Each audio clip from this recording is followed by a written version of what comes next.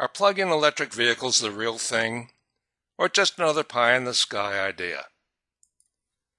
We currently use about 8.5 million barrels of oil each day for gasoline. Without new technology, this will grow to over 11 million barrels per day by 2050 due to population growth. The Census Bureau forecasts that our population in 2050 will be 420 million people compared with 305 million today.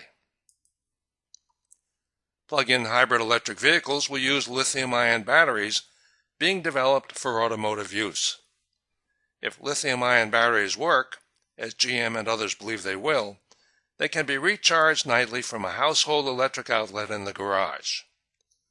Prototype plug-in vehicles have shown they can get over 100 miles per gallon of gasoline.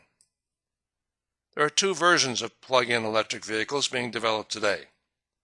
The first, or series version, runs for 40 miles on battery, and then a small internal combustion engine kicks in to keep the battery charged to keep the car running.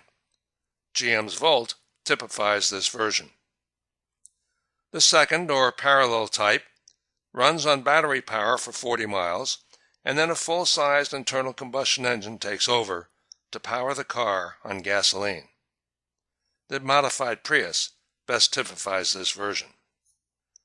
Most commuting distances are short, so if all drivers who commute use plug-in vehicles, 75% of daily commuting could be done without using gasoline.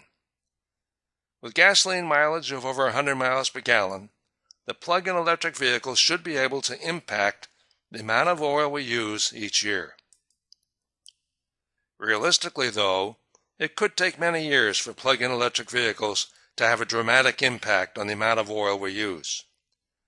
Cars last for an average of 15 years, so a car bought in 2010 will still be on the road in 2025. This, combined with a growing number of cars from population growth and a $10,000 premium for a new or retrofitted plug-in electric vehicle, could result in slow growth for plug-in electric vehicles. How quickly plug-in electric vehicles can cut our use of oil will depend on sales growth, which could include scrapping existing cars sooner, and on how many existing cars are retrofitted as plug-in electric vehicles. A large increase in plug-in vehicles could require more electricity.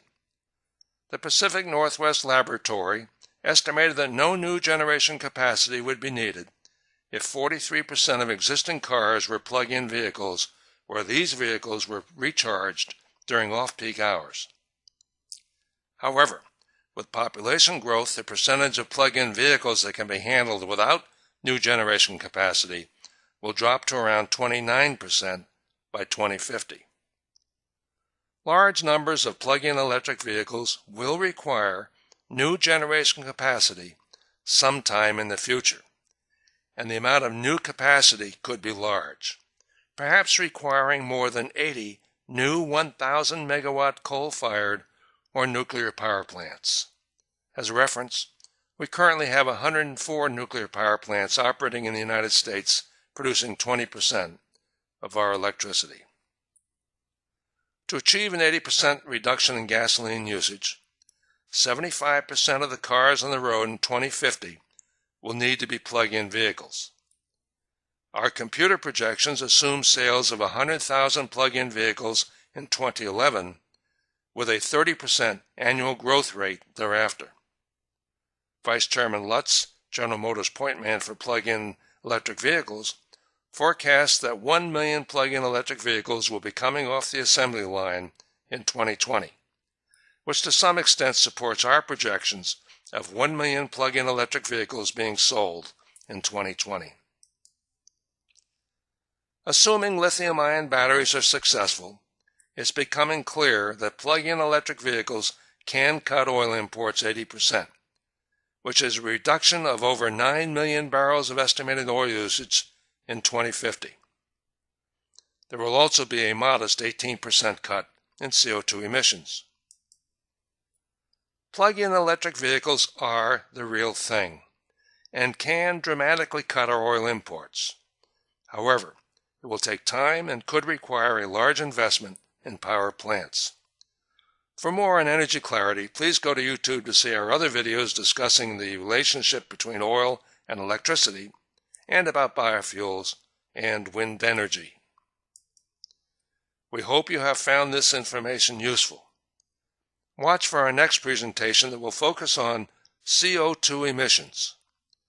This presentation has been produced by T.S. August. Additional information is available at www.tsaugust.org. Thank you for listening.